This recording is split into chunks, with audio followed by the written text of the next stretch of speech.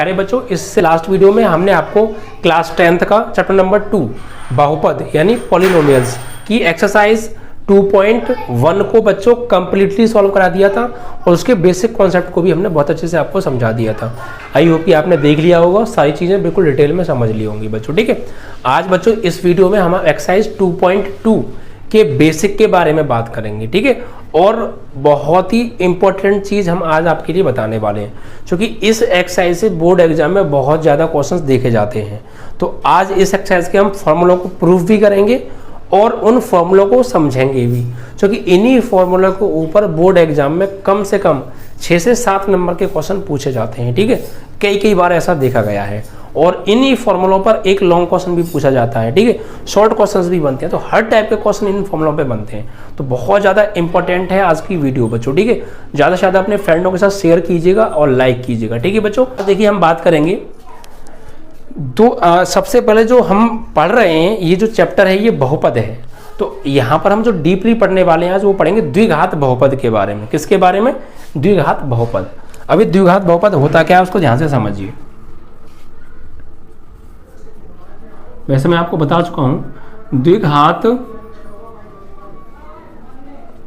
बहुपद quadratic polynomial, quadratic polynomial. अब ये द्विघात बहुपद होता क्या है? तो ऐसा बीजगणितीय व्यंजक जिसमें चरराशि की सबसे बड़ी घात 2 होती है उसे हम द्विघात बहुपद कहते हैं। ये वाली बात मैं आपको बता चुका हूं, एक्सरसाइज 2.1 के बेसिक में बताया था मैंने आपको। ठीक है, तो इसका व्यापक रूप क्या होता है? व्यापक रूप समझेंगे यहाँ पे। तो व्यापक रूप, जो व्यापक रूप होता है वो इसका ये होता है कि ax² + bx + c, ये द्विघात बहुपद का व्यापक रूप होता है, जहां abc क्या होते हैं? a b c जो है आपकी वास्तविक संख्याएं। ठीक है, और x क्या होता है? चर राशि, और इनको हम अचर संख्या भी बोल सकते हैं, कांस्टेंट। ठीक है, और जो a है वो a ≠ 0 होना चाहिए, यानी a की वैल्यू 0 नहीं होनी चाहिए। अब कहेंगे सर a की वैल्यू 0 क्यों नहीं होनी चाहिए? तो भैया a की जगह अगर आपने 0 लगा दिया तो ये स्क्वायर वाला जो टर्म है ये तो पूरा 0 हो जाएगा। तो हम बात कर रहे हैं द्विघात बहुपद जिसकी सबसे बड़ी घात 2 हो, तो जो 2 घात है वो तो 0 बन जाएगी, 2 घात तो इसमें रहेगी नहीं, तो फिर ये द्विघात कहाँ से हुआ? इसीलिए ये 0 नहीं होना चाहिए। ठीक है, और इसमें अधिकतम कितने पद हो सकते हैं? 3 पद हो सकते हैं, क्योंकि मैंने आपको बताया था किसी भी द्विघात, किसी भी बहुपद में जितनी उसकी सबसे बड़ी घात होगी उससे एक ज़्यादा उसमें पद हो सकते हैं। जिसमें सबसे बड़ी घात 2 है तो इसमें 3 पद हो सकते हैं, एक x² वाला, एक x वाला, और ये अचर पद है। ठीक है, अब देखिए यहाँ पर हम पढ़ेंगे द्विघात बहुपद के गुणांकों के बारे में और शून्यकों के बारे में। अब द्विघात बहुपद के गुणांक क्या होते हैं, शून्य क्या होते हैं, तो उन्हें समझिए आप। ठीक है, तो यहाँ पर पढ़ेंगे हम शून्यक, सबसे पहले पढ़ेंगे गुणांक। तो गुणांकों के बारे में भी आपको थोड़ा सा डिस्कस कर सकता हूँ, कोफिशिएंट। यानी यहाँ पर अगर मैं आप इससे ये कहूँ कि x² का गुणांक क्या है, तो x² का गुणांक पूछ रहा हूँ, तो x² को छोड़ दो, बाकी x² में किसी से भी गुणा होना हो वो उसका गुणांक है। तो x² में यहाँ किससे गुणा हो रहा है? a से। तो x² का जो गुणांक है वो क्या हो गया? a हो गया। ठीक है, अगर मैं आपसे ये कहूँ x का गुणांक बताओ, तो x का गुणांक क्या होगा इसमें? तो देखो x में किससे गुणा हो रहा है? b से हो रहा है, तो x का गुणांक b हो गया। ठीक है, और जो c है वो अचर पद है। क्या है? अचर पद। क्या है? c, यानी c के पास x है ना भाई, है कुछ भी नहीं है, अकेला है बेचारा। ठीक है, तो इस तरीके से। ठीक है, अब मैंने आपको यही बताया था, अगर कोई भी द्विघात बहुपद है या त्रिघात है, जितनी भी घात का बहुपद है उसके उतने ही शून्यक होते हैं। अगर ये द्विघात बहुपद है तो उसके शून्यक कितने होंगे? 2 शून्यक होंगे। अगर कोई त्रिघात बहुपद है तो उसके कितने शून्यक होते हैं? 3 शून्यक होते हैं। अगर कोई 4 घात का बहुपद है उसके कितने शून्यक होते हैं? 4 शून्यक होते हैं। ठीक है, तो उसकी जितनी सबसे बड़ी घात होगी उसके उतने ही शून्यक होंगे। नोट कर लीजिएगा इन सब बातों को। ठीक है, अब ये शून्यक होता क्या है? शून्यक के बारे में पढ़ेंगे यहाँ पर हम। शून्यक, ठीक है, बेसिक चीज चल रही है बच्चों, शून्यक, जिसे हम जीरोज बोलते हैं। क्या? जीरोज। शून्य क्या होते हैं? किसी भी बहुपद में चर राशि का ऐसा मान जो उस बहुपद को पूरा 0 बना दे, जो उस बहुपद को पूरा 0 बना दे। तो वह उसका शून्यक है। अब कैसे शून्यक है, जैसे x की जगह पर मैं यहाँ पर कोई ऐसी वैल्यू लगा दूं कि ये पूरा सॉल्व होकर क्या हो जाए, 0 बन जाए, तो जो भी मैंने x की जगह वैल्यू लगाई है वो वैल्यू इस द्विघात बहुपद का शून्यक कहलाएगा। जैसे उदाहरण समझिए आप, मैं लिखा यहाँ पे 2x² - k 8। अब यहाँ पर आप x की जगह कोई ऐसी वैल्यू लगाओ कि उसे सॉल्व करके ये पूरा 0 बन जाए। अगर ये 0 बन गया तो जो वो x की वैल्यू है इसका शून्यक होगी। क्या होगी, शून्यक होगी, इसको संतुष्ट करेगी। ठीक है, क्या करेगी, संतुष्ट। तो अगर मैं यहाँ पे देखो x की जगह लगा दूं, क्या 2 लगा दूं, तो लगाइए जरा, 2 तो एक पहले से ही है और x से लगा दिया मैंने 2, ऊपर से स्क्वायर और -8, तो 2 गुणा 2 का स्क्वायर कितना हो गया, 4 -8, 4 दूनी 8 -8, तो भैया यहाँ भी 8 है ना, 4 दूनी 8 -8, 8 में से 8 गया, 0 आ गया। तो भाई इसमें मैंने x ये क्या लगाया, 2 लगाया और ये पूरा 0 हो गया, तो जो x बराबर 2 है वह क्या है, शून्यक है, शून्यक होगा। किसका शून्यक होगा, 2x² - 8 इस द्विघात बहुपद का। ठीक है, तो x के ऐसे मान जो उस बहुपद को 0 बना दे, शून्य कर दें, तो वो उसके शून्यक कहलाते हैं।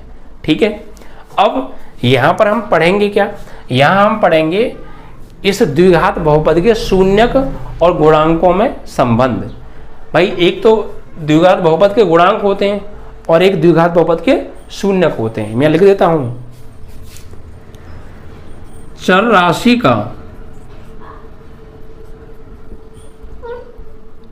राशि का ऐसा मान जो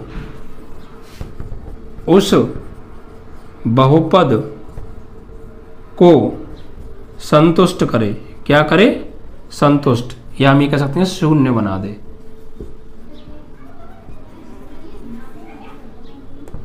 उस वह मान उस बहुपद का शून्यक कहलाता है, शून्यक कहलाता है। ठीक है, और जिस बहुपद की जितनी सबसे बड़ी घात होगी उसके उतने ही शून्यक होते हैं। ठीक है, यानी यहां पर ये द्विघात बहुपद है तो इसकी 2 घातें सबसे बड़ी, तो इसके 2 ही शून्यक होंगे। यानी ऐसी संख्या जरूर होंगी इस दुनिया में, दो संख्या ऐसी जरूर होंगी इस दुनिया में कि x की जगह अगर हम उसे लगाएंगे तो ये पूरा 0 हो जाएगा। ऐसी 2 संख्या जरूर होंगी। अब कौन सी होंगी वो हम निकालेंगे सॉल्व करके। ठीक है बच्चों, अगर त्रिघात बहुपद है तो उसकी 3 संख्या ऐसी दुनिया में जरूर होंगी जो उसको शून्य बना देंगी। 4 घात बहुपद है तो 4 संख्या ऐसी जरूर होंगी दुनिया में जो उसको शून्य बना देंगी। ठीक है, तो जितनी सबसे बड़ी घात होती है उसके उतनी शून्यक होते हैं, यानी उतनी ही ऐसी संख्या मौजूद होती है जो उसको शून्य बना सकें। ठीक है, अब यहाँ पर मेन क्या है, हम क्या पढ़ने वाले हैं भाई, द्विघात बहुपद के गुणांकों के बारे में समझा हमने और शून्यकों के बारे में समझा। अब द्विघात बहुपद के गुणांक और शून्यकों में कुछ संबंध होता है आपस में, क्या होता है, एक रिलेशन होता है, ये दोनों एक दूसरे से संबंध स्थापित करते हैं। और वो संबंध क्या होता है, हम उस संबंध को ही निकालेंगे, उस संबंध को हम प्रूव भी करेंगे, क्यों होता है, कैसे होता है, सब कुछ डिटेल में पढ़ेंगे, फिक्र मत कीजिएगा। ठीक है, चलिए तो फिलहाल मैं ये हटा दूं, इसको आप लिख लीजिएगा। अब देखिए यहां पर हम पढ़ेंगे द्विघात बहुपद के शून्यक तथा गुणांकों में संबंध।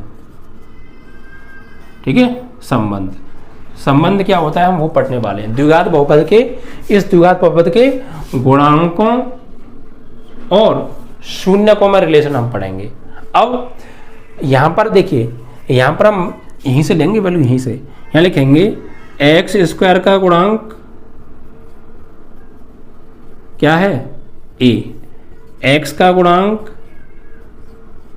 क्या है, b, अचर पद जिसे हम बोलते हैं अचर पद, या फिर हम ये भी बोल सकते हैं कि x की पावर 0 का गुणांक। यहाँ x नहीं है लेकिन है, x की पावर 0 है, यहाँ पर x की पावर 0 की वैल्यू 1 होती है, x की पावर 0 की वैल्यू 1 होती है, तो 1 यहाँ पर लिखेंगे, 1 का गुणा c में करेंगे, c ही आएगा, इसलिए हम यहाँ पे x की पावर 0 को लिखते नहीं है। एक्चुअली x की पावर 0 होता है, तो उसको हम अचर पद बोलते हैं इसे, या ये बोलते हो कि x की पावर 0 का गुणांक, एक ही बात है। तो अचर पद क्या होगा यहाँ पे, अचर पद हो गया c। अब ये द्विघात बहुपद है तो इसके कितने शून्यक होंगे, 2 शून्यक होंगे, क्योंकि मैंने बताया था जितनी सबसे बड़ी घात होगी बहुपद की उतनी उसके शून्यक होते हैं, तो इसके 2 शून्यक होंगे। अब कौन कौन से होंगे ये तो हमें पता नहीं है, तो यहाँ पर हम मान लेते हैं, ठीक है। इस द्विघात बहुपद के जो शून्यक हैं उन्हें हम मान ले रहे हैं कि इसके शून्यक ये हैं, ठीक है, मान ले रहे हैं हम यहाँ पे। तो यहाँ लिखेंगे माना द्विघात बहुपद ax² + bx + c के शून्यक, इसके 2 शून्यक हम मान लेते हैं। एक तो मान लेते हैं हम एल्फा, इसे हम क्या बोलते हैं, एल्फा, और एक मान लेते हैं हम बीटा, क्या बोलते हैं इसे, बीटा।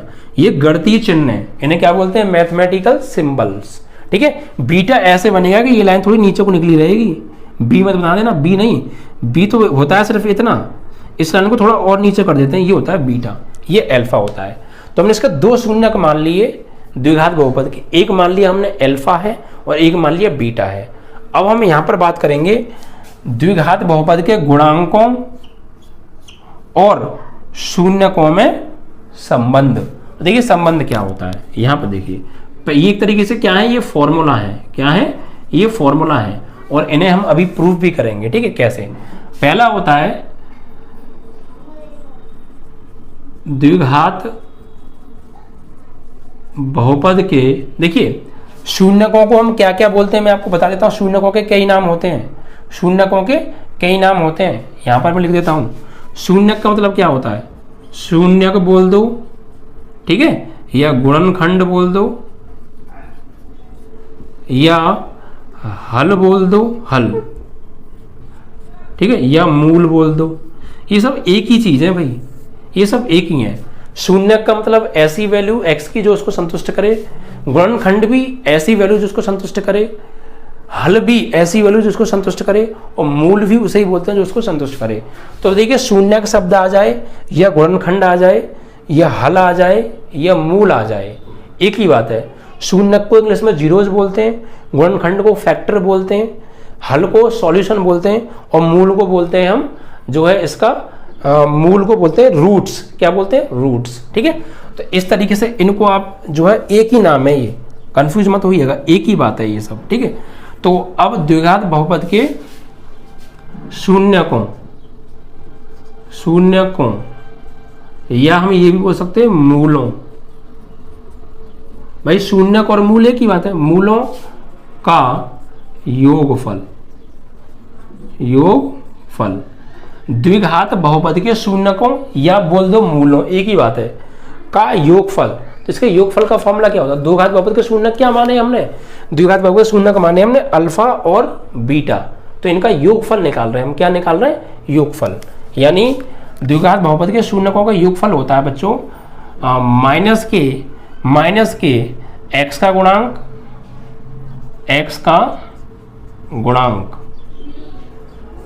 बटे x² का गुणांक। ये फॉर्मूला मैंने हिंदी में लिखा है, ये फॉर्मूला किस में लिखा है मैंने, हिंदी में। आप हिंदी में भी याद कर सकते हैं, क्या होता है, द्विघात बहुपद के शून्यकों या योग मूलों, एक ही बात है, का योगफल बराबर होता है द्विघात बहुपद के निकालना है। तो द्विघात बहुपद में देखिए x का गुणांक, जो भी x का गुणांक है, माइनस x का गुणांक बटे x² का गुणांक, ये होता है, ठीक है। इसे आप ऐसे भी लिख सकते हैं, या भाई शून्यकों का योगफल की बात कर रहे हैं हम, तो शून्यक क्या माने हमने, अल्फा और बीटा, तो इनको जोड़ देंगे अल्फा प्लस बीटा, ये योगफल ऐसे लिख दो या ऐसे लिख दो, एक ही बात है। तो शून्यकों का योगफल अल्फा प्लस बीटा बराबर होता है माइनस x का गुणांक, तो x का गुणांक क्या है इसमें, b, तो b, और x² का गुणांक क्या है, a। देखो यहाँ पे x का गुणांक क्या था, b, तो b लिख दिया, x² का गुणांक क्या था, वहां से हमने लिया था a, तो a लिख दिया। इस तरीके से ये दोनों फॉर्मूले एक ही हैं, तो ऐसे याद कर लो या ऐसे याद कर लो, ठीक है। तो द्विघात बहुपद के शून्यकों का योगफल का फॉर्मूला क्या होता है, द्विघात बहुपद के मूलों का योगफल का फॉर्मूला क्या होता है, अल्फा प्लस बीटा बराबर माइनस के b/a, ठीक है। ऐसे ही एक फॉर्मूला और होता है, ठीक है, द्विघात बहुपद के मूलों का या शून्यकों का एक ही बात है, या शून्यकों का, ये तो था योगफल, अब आएगा यहाँ पे गुणनफल। क्या? गुणनफल। तो ये फॉर्मूला होता है गुणनफल का, क्या होता है? अचर पद बटे एक्स स्क्वायर का गुणांक। ये हिंदी में है, इसे आप ऐसे भी याद कर सकते हैं। गुणनफल का मतलब होता है गुणा किसका? शून्यकों का। शून्य क्या माने आपने? अल्फा और बीटा, तो उनका गुणा कर दो। अल्फा इंटू बीटा बराबर अचर पद। अचर पद क्या है इसमें? सी। नहीं, यहां देख लो, अचर पद क्या है? सी। और एक्स का गुणांक क्या है? ए। सी अपॉन ए। तो ये फॉर्मूला, तो इन दो फॉर्मूलों को, ये इस पर बहुत ज्यादा क्वेश्चन बोर्ड एग्जाम में पूछे जाते हैं, बहुत प्रश्न पूछे जाते हैं इन दोनों पर। शून्यकों का योगफल अल्फा प्लस बीटा बराबर माइनस के बी अपॉन ए, और गुणनफल सी अपॉन ए। ये दो फॉर्मूले हैं और इस पर बहुत ज्यादा बोर्ड एग्जाम में क्वेश्चन बनते हैं। ठीक है, तो आप इन फॉर्मूलों को याद कीजिएगा, ये एक तरीके से फॉर्मूले हैं। तो क्या शून्यक होता है, क्या गुणांक होते हैं, क्या इनमें संबंध होता है, यही संबंध होता है। ठीक है, अल्फा प्लस बीटा बराबर माइनस बी अपॉन ए, ये तो हो गए गुणांक और ये हो गए शून्यक। इनमें रिलेशन ये होता है कि शून्यकों का योगफल माइनस के बी अपॉन ए के बराबर होता है। ऐसे ये शून्यक और ये गुणांक, तो ये रिलेशन ही तो है इनमें। ठीक है, अब इसको हम प्रूफ कैसे करेंगे? भाई अल्फा प्लस बीटा बराबर माइनस बी अपॉन ए होता है। कैसे होता है माइनस बी अपॉन ए? क्यों होता है माइनस बी अपॉन ए? अल्फा इंटू बीटा जो गुणनफल होता है शून्यकों का, वो सी अपॉन ए होता है। कैसे होता है सी अपॉन ए? इसको समझ लीजिए अब आप। ठीक है, अब देखिए एक बात चीज समझिएगा आप, कि अगर हमें द्विघात बहुपद के शून्यक पता है, द्विघात बहुपद के शून्यक पता है, और हमें वो द्विघात पता करनी है कि वो किसके शून्यक हैं, तो कैसे निकालेंगे? तो उसको x में से घटा दो। जैसे एक शून्यक है अल्फा, तो x में से घटा देंगे, और एक शून्यक है बीटा, तो इसे x में से घटा देंगे, और घटा के इनका आपस में क्या कर देंगे? गुणा। तो गुणा करके जो भी आएगा ना, ये वो द्विघात आएगा जिसके ये शून्यक हैं। ठीक है, अगर हमें किसी द्विघात बहुपद के शून्यक पता है दो, तो उस द्विघात बहुपद को कैसे पता करेंगे? उन दोनों शून्यकों को x में से घटा के गुणा कर दो, तो वो द्विघात आ जाएगी। ठीक है, अब देखिए यहां पर हम इनको कैसे प्रूफ करेंगे। प्रूफ करना आप ध्यान से समझ लो। यहां पे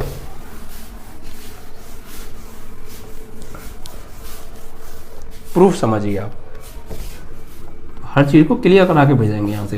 देखिए हमने एक द्विघात बहुपद की बात कर रहे हैं। ये क्या द्विघात बहुपद है? A x square plus b x plus c है। अच्छा, इसको हम एक तरीके से और लिख सकते हैं। क्यों?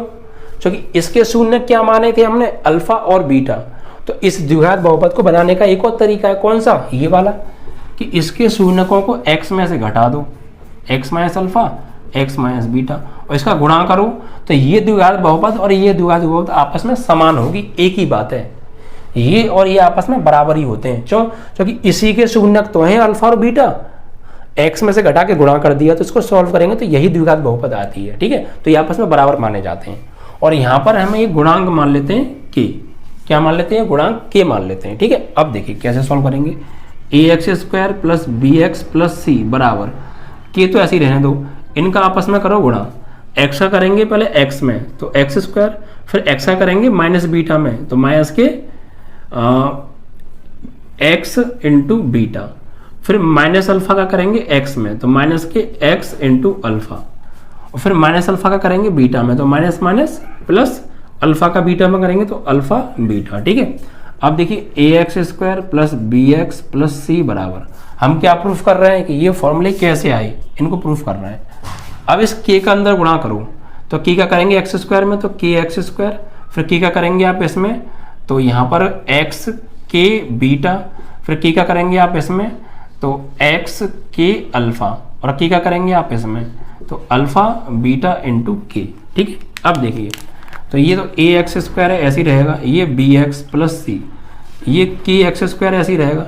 इन दोनों में से देखो क्या कॉमन आ रहा है, तो इन दोनों में से देखो क्या कॉमन आ रहा है, इन दोनों में से देखो एक तो x आ रहा है कॉमन, और एक k आ रहा है, क्योंकि यहाँ भी x है, यहाँ भी x है, यहाँ भी k है, यहाँ भी k है, और देखो यहाँ भी माइनस है, यहाँ भी माइनस है, तो माइनस के x कॉमन ले लो। क्या ले लो? kx। क्या ले लो? kx, या xk बोल दो, xk कॉमन ले लेते हो कि यहाँ भी xk है और यहाँ भी xk है और माइनस भी है, तो बाहर निकाल लिया, तो अंदर क्या बचा? यहाँ बचा बीटा और यहाँ बचा प्लस अल्फ़ा और प्लस के अल्फ़ा बीटा इंटू के। अब कहेंगे ये कैसे हुआ, तो देखिए एक्स के यहाँ भी है, एक्स के यहाँ भी है, तो बाहर निकाल लिया ना, और ये दोनों जगह माइनस है तो हमने माइनस भी बाहर निकाल लिया, तो यहाँ पर अब ये हो जाएगा प्लस, क्योंकि माइनस तो बाहर चला गया ना, कॉमन ले लिया हमने, माइनस के एक्स के कॉमन ले लिया, तो यहाँ क्या बचा प्लस के बीटा प्लस के अल्फा। अब देखिए ये द्विघात बहुपद है और देखो ये भी द्विघात बहुपद है। देखो एक्स स्क्वायर का गुणांक, एक्स का गुणांक अचर पद, एक्स स्क्वायर का गुणांक और ये एक्स का गुणांक हो गया और ये अचर पद हो गया, तो सेम है ना। अब ये दोनों जब एक ही द्विघात बहुपद हैं तो इनके गुणांक भी आपस में क्या होंगे, समान होंगे, ठीक है। यहाँ गुणांक आपस में समान होंगे, तो यहाँ लिखेंगे गुणांकों की तुलना करने पर, गुणांकों की यहाँ करेंगे तुलना, क्या करेंगे तुलना। यहाँ पर एक्स स्क्वायर का गुणांक क्या है, एक्स स्क्वायर के गुणांक की बात कर रहे हैं हम यहाँ पे पहले, ठीक है। तो यहाँ पर देखो इसमें एक्स का गुणांक क्या है ए, एक्स इसका गुणांक क्या है ए, तो ए लिख दिया और बराबर होगा ये किसके, इसके एक्स स्क्वायर के गुणांक के, तो इसका एक्स का गुणांक क्या है के है, तो ए की वैल्यू क्या आ गई के, समझ में आया। यहाँ पर एक्स स्क्वायर का गुणांक क्या है ए और यहाँ पर क्या है के, तो ए और के आपस में क्या हो जाएंगे बराबर, गुणांक और गुणांक आपस में क्या हो जाएंगे बराबर, क्योंकि द्विघात बहुपद भी तो आपस में बराबर है। इसी प्रकार यहाँ पर एक्स का गुणांक क्या है बी और यहाँ पर एक्स का गुणांक क्या है ये पूरा, एक्स को छोड़ के बाकी सब इसका गुणांक ही है, तो यहाँ पर एक्स का गुणांक क्या है बी है और यहाँ है एक्स को छोड़ दो बस, तो माइनस के ब्रैकेट में बीटा प्लस अल्फा, ये है इसका गुणांक। एक्स का पूछा है, एक्स को छोड़ दो बाकी सब इसका गुणांक है, तो माइनस के और ये बीटा प्लस अल्फा, ठीक है। अब देखिए यहाँ से आपको क्या करना है, यहाँ से आपको जो है इसका मान निकालना है, तो ये माइनस के है ना, इसे आप बटे में भेज दो, तो ये माइनस के गुणा में इधर आके भाग में हो जाएगा, तो बी अपॉन माइनस के और बराबर क्या हो गया बीटा प्लस अल्फा। अब देखो यहाँ से के की वैल्यू क्या है, इसे आप डाल दो समीकरण 1, तो समीकरण 1 से के की वैल्यू क्या है ए है, तो यहाँ लगा दो ए, तो बी अपॉन माइनस और के की वैल्यू क्या है ए और बराबर में अल्फा प्लस बीटा लिख दो या बीटा प्लस अल्फा लिख दो, एक ही बात है भाई, प्लस में 5 + 4 लिख दो या 4 + 5 लिख दो, आएगा तो 9 ही ना, तो अल्फा प्लस बीटा लिख दो या बीटा प्लस अल्फा, तो अल्फा प्लस बीटा, देखो वही फॉर्मूला हो गया, अल्फा प्लस बीटा बराबर माइनस के बी अपॉन ए, तो अल्फा प्लस बीटा बराबर माइनस के बी अपॉन ए। ये जो माइनस है ना, आप चाहें तो ऊपर लगा सकते हैं, आप चाहें तो नीचे लगा सकते हैं और आप चाहें तो इसे बीच में लगा सकते हैं, एक ही बात है, माइनस कहीं भी लगा दो पूरे पर बना जाएगा, ठीक है। तो ये फॉर्मूला प्रूफ हो गया, अल्फा प्लस बीटा बराबर माइनस बी अपॉन ए, अल्फा प्लस बीटा बराबर माइनस बी अपॉन ए। अब ये वाला प्रूफ करेंगे। अब देखिए यहाँ पर अचर पद, देखिए अचर पद क्या है, अचर पद इसमें क्या है सी है और यहाँ पर अचर पद क्या है अल्फा इंटू बीटा इंटू के, तो यहाँ से के को डिवाइड में भेजो तो सी अपॉन के बराबर अल्फा बीटा, के की वैल्यू क्या है समीकरण 1 से ए, तो यहाँ ए लगा दो सी अपॉन ए बराबर अल्फा इंटू बीटा, तो देखो अल्फा बीटा की वैल्यू क्या है सी अपॉन ए, अल्फा बीटा की वैल्यू क्या है सी अपॉन ए। तो इस तरीके से आप इसको प्रूफ भी कर सकते हैं, तो हमने आपको प्रूफ भी करके दिखा दिया, ठीक है। तो ये बहुत ही इंपॉर्टेंट फॉर्मूले हैं, 2022 में क्या हर साल पूछे जाते हैं, वैसे बच्चों हर साल पूछे जाते हैं, ठीक है। तो ये हम जो पढ़ रहे थे यहाँ पर, ये पढ़ रहे थे द्विघात बहुपद के बारे में। किसके बारे में पढ़ रहे थे, द्विघात बहुपद के बारे में। अब हम पढ़ेंगे त्रिघात बहुपद के बारे में। ये जो पूरी हिस्ट्री जो मैंने आपको पूरा यहाँ पर पूरी हिस्ट्री खोल कर रख दी, ये किसकी हिस्ट्री थी, द्विघात बहुपद की, ठीक है। अब हम बात करेंगे त्रिघात बहुपद के बारे में। उसमें सबसे बड़ी घात कितनी होगी, 3 होगी, कितनी होगी 3। त्रिघात, अरे भाई त्रिघात बहुपद,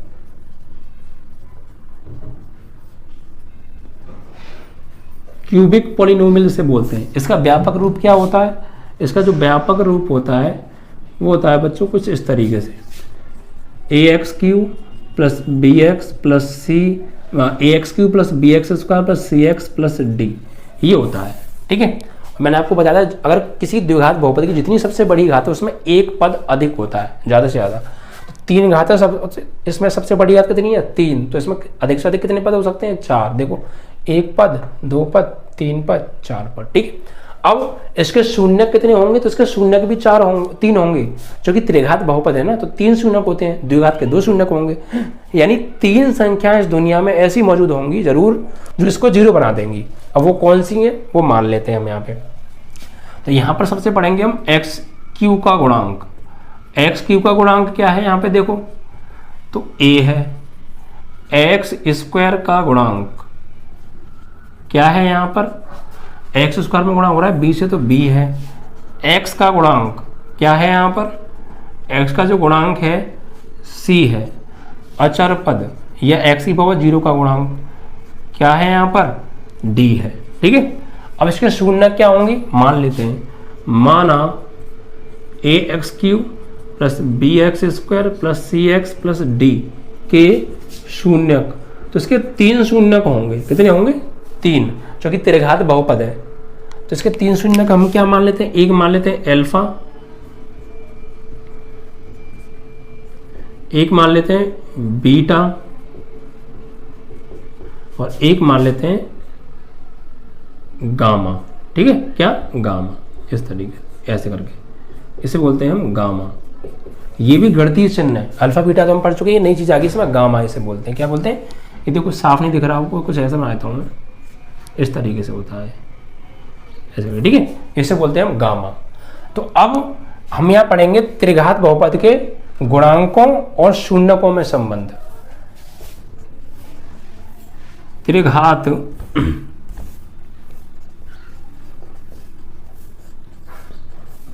बहुपद के शून्यक व गुणांकों में संबंध, ये भी बहुत जरूरी है। ठीक है, तो ध्यान से याद कीजिएगा। क्या होता है, सबसे पहले होता है त्रिघात बहुपद के शून्यकों का योगफल, शून्यकों या मूल भी बोल सकते हैं, क्योंकि शून्यक और मूल एक ही बात है, मूलों का योगफल।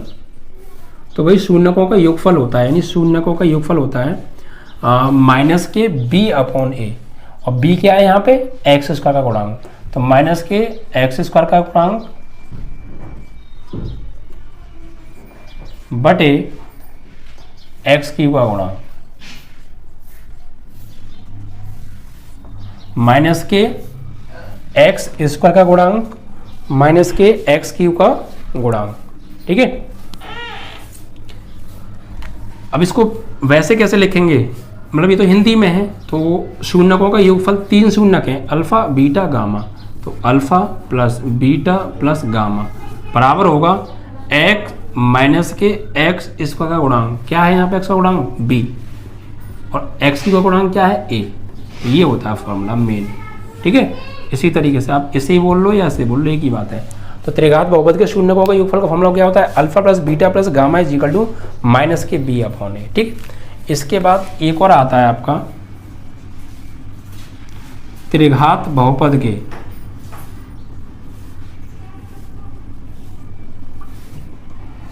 दो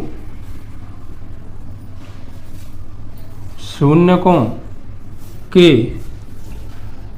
गुणनफलों का योग। ठीक है, यानी दो शून्यकों का गुणनफलों का योग, दो शून्यकों का।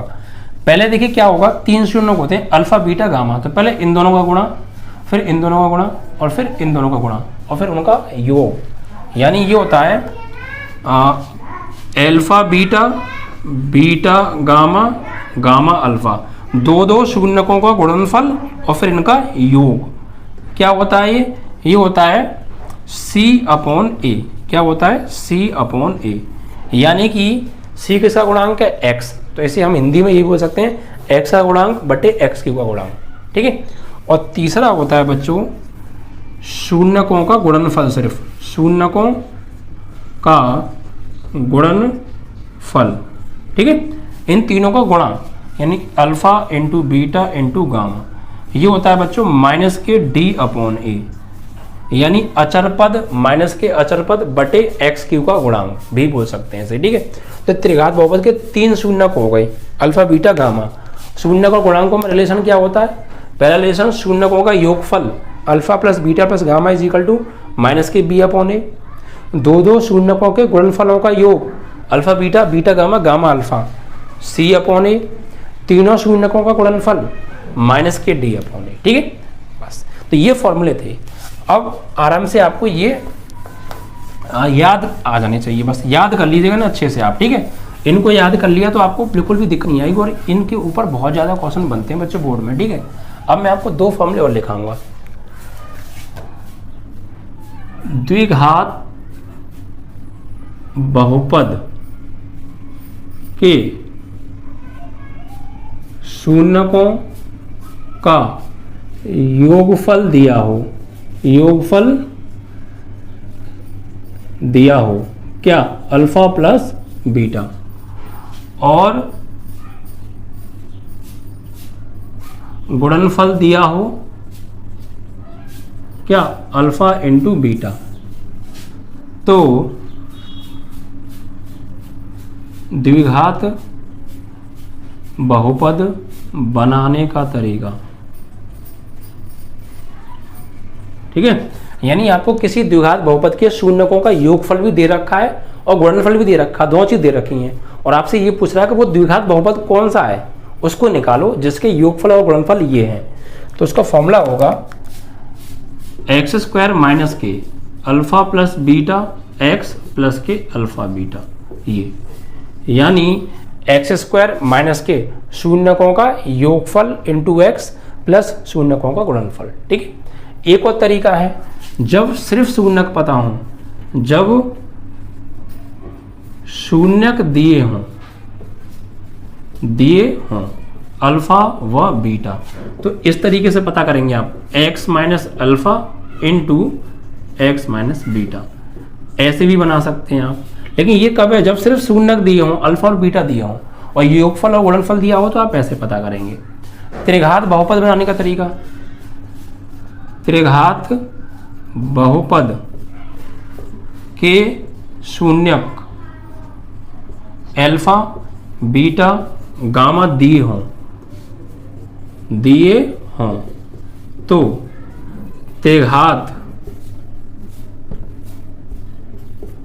त्रिघात बहुपद बनाना।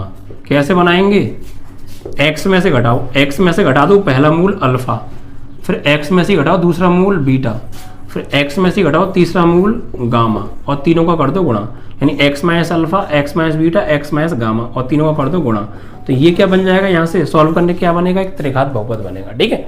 चलिए, तो इस तरीके से आपसे ये 2.2 के बेसिक था, और फॉर्मूलों का प्रूफ भी कराया और फॉर्मूले भी लिखाए। तो आप इन फॉर्मूलों को बहुत अच्छे से याद कीजिएगा, आपको 2.2 में कोई दिक्कत नहीं आएगी, और यहाँ से बोर्ड एग्जाम में बहुत बार क्वेश्चन देखा गया, ठीक है बच्चों। वीडियो को ज़्यादा से ज़्यादा शेयर कीजिएगा, लाइक कीजिएगा। जय हिंद, जय भारत।